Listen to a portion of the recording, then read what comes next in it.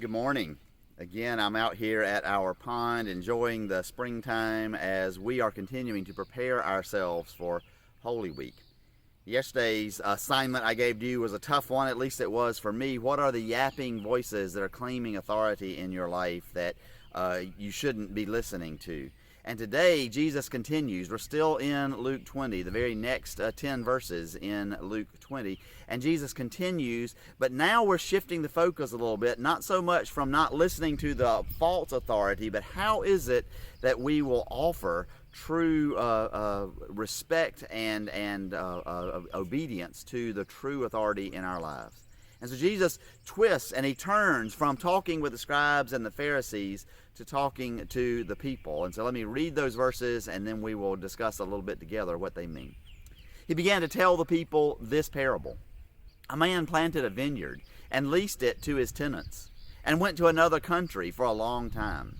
When the season came, he sent a slave to the tenants in order that they might give him his share of the produce of the vineyard. But his tenants beat him and sent him away empty. Next, he sent another slave. This one they also beat and insulted and sent away empty-handed.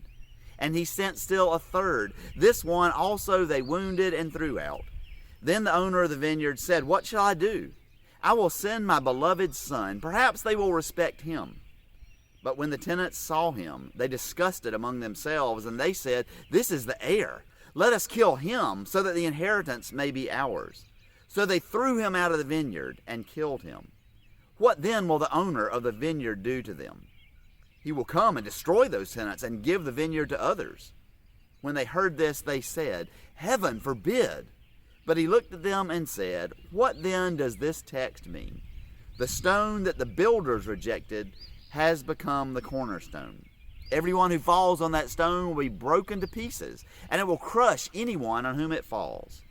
When the scribes and the chief priests realized that he had told this parable against them, they wanted to lay their hands on him at that very hour, but they feared the people.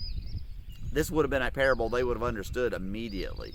The three slaves that were sent to the vineyard were the prophets, and they were, of course, not heeded, and they were many of them were killed or beaten up and discarded. Nobody paid attention to them.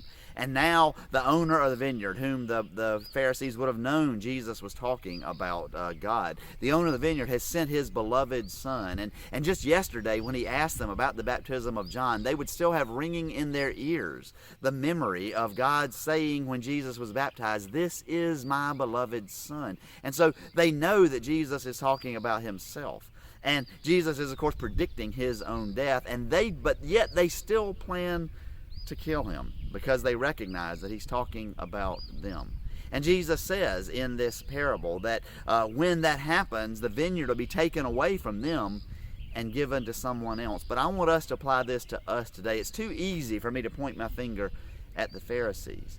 But if I don't give God the authority in my life that I'm called to give, if I'm not truly a disciple of Jesus, not just one that says, well, yes, I love Jesus, or yes, I believe that Jesus was raised from the dead, but if I don't give Jesus authority in my life, then God is going to take away from me the blessings that are planned for me. Blessings of peace and joy, blessings of being able to be of service to other people. And God is going to give them to someone else. Now, those blessings come at a cost. The cost is that I surrender myself to Jesus, to his way of life, and that is a difficult way of life. It isn't the way of life where I get to be the authority and I get to be the yapping one, to go back to yesterday, but it's a day in which I must humbly surrender to Jesus and serve other people, even other people that I don't like or who offend me, or other people who even frighten me or may threaten me.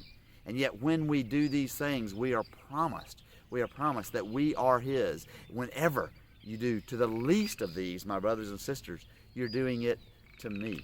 Well done, good and faithful servant, Jesus says to those who do these things. And so let us on this day, honor the true authority in our lives, not just with lip service, but with the way that we live our lives. And let each one of us make sure that this day, in some way, we offer self-sacrificial love as a testimony, if you will, as paying rent to the vineyard owner who has blessed us with so much.